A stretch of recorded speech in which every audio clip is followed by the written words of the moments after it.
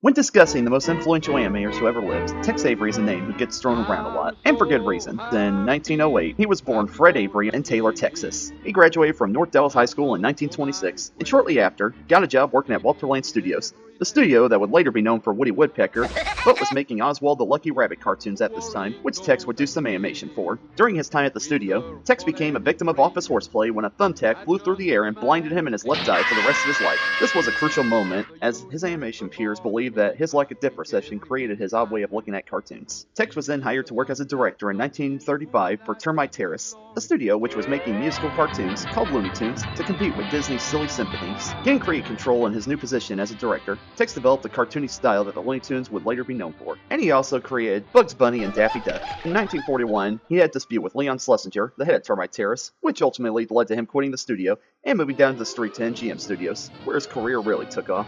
At MGM, Tex's budget and production quality of his cartoons were increased, allowing him to make cartoons even wackier and faster paced than those of his Looney Tunes counterparts, and creating new characters, Screwy Squirrel and Droopy, in the process. Avery's way of making cartoons was different from that of his peers, as he came up with gags first and built stories and characters around them second. In the early 50s, he slipped into creative depression, feeling that his cartoons were running out of steam, and the pressure from the studio to make quality work was getting too high. So, in 1953, he left MGM and went back to Walter Lane Studios for a brief while, developing one more character, Chilly Willy, before he quit theatrical animation for good to make commercials until his death in 1980. It's hard to imagine how animation would be without Tex Avery.